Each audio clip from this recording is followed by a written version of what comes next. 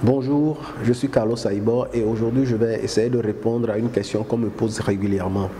Notamment, si quelqu'un veut démarrer un nouveau business, qu'est-ce qu'il doit faire obligatoirement? Je ne parle pas d'un business qui se base exclusivement sur Internet, je parle d'un business d'une manière générale. Donc avant d'aller plus loin, on va partir sur le principe suivant. Vous connaissez déjà votre produit, vous connaissez déjà vos services. Vous savez qu'il y a un marché qui est là, disponible pour acheter vos produits ou bien vos services. Donc ça, c'est la base à partir de laquelle on va partir. Conseil numéro 1. C'est se former. Ça semble anodin, mais si je prends mon cas par exemple, quand j'ai démarré ma première entreprise en 2009, je connaissais mon travail, je connais bien mon métier, donc j'ai déjà reçu une formation par rapport à mon domaine. Je suis informaticien, donc s'il s'agit de faire des réseaux, ou bien de faire de la maintenance ou de faire des logiciels, j'ai déjà une formation de base là-dessus. Mais la formation que je n'avais pas, c'était celle de l'entrepreneuriat. C'était celle qui me permettra d'avoir une équipe efficace. Conseil numéro 2.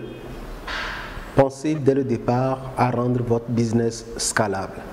Qu'est-ce que je veux dire par scalable? C'est-à-dire pouvoir répondre à plusieurs clients ou à plusieurs prospects sans pour autant se démultiplier. Malheureusement, dans une journée, on a tous 24 heures et sur les 24 heures en général, on ne travaille que 8 heures de temps. Donc, si aujourd'hui, vous ne pensez pas dès le départ à comment vous pouvez répondre à plusieurs clients sans pour autant vous démultiplier, vous n'allez pas pouvoir maximiser dans votre entreprise. Je donne un exemple très simple. Je suis informaticien et aujourd'hui, pour faire des formations à mes clients, je suis obligé de me déplacer.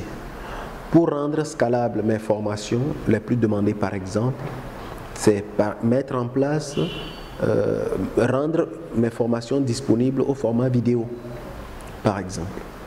Et comme ça, quand un client ou un prospect va me demander la formation en question, je vais pouvoir le lui envoyer sans pour autant me démultiplier. Donc c'est une façon de rendre un business scalable. Rendre un élément scalable aussi, c'est ce que je suis en train de faire actuellement avec vous. J'ai décidé de faire cette vidéo parce que la même question me revient à chaque fois. Et à chaque fois, je passe du temps pour répondre individuellement. Parfois, je réponds par email et parfois, je réponds de vive voix. Mais en faisant cette vidéo-là et en la mettant en ligne, je vais pouvoir l'envoyer automatiquement à ceux qui vont me poser la question. Ou bien quand quelqu'un me pose la question, je lui dirai, va regarder à tel endroit, j'ai fait une vidéo sur la question qui est disponible.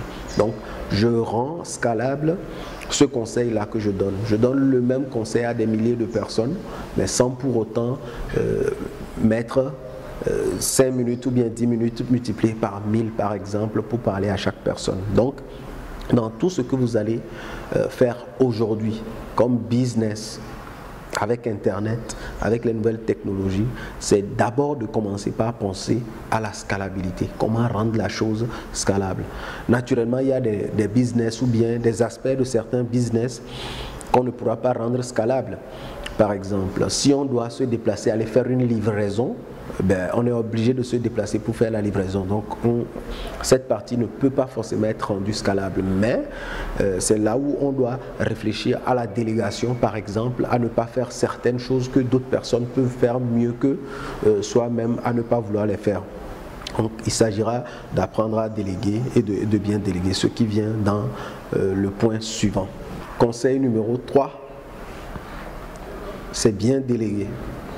Mais avant de pouvoir déléguer correctement, il faut trouver les bonnes personnes à qui on va déléguer. Donc, bien s'entourer.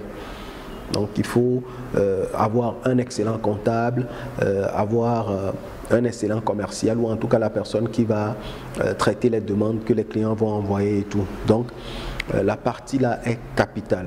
Moi, j'y travaille toujours au niveau de mon entreprise parce qu'aujourd'hui, il y a beaucoup de choses que je fais moi-même, mais que d'autres personnes peuvent faire.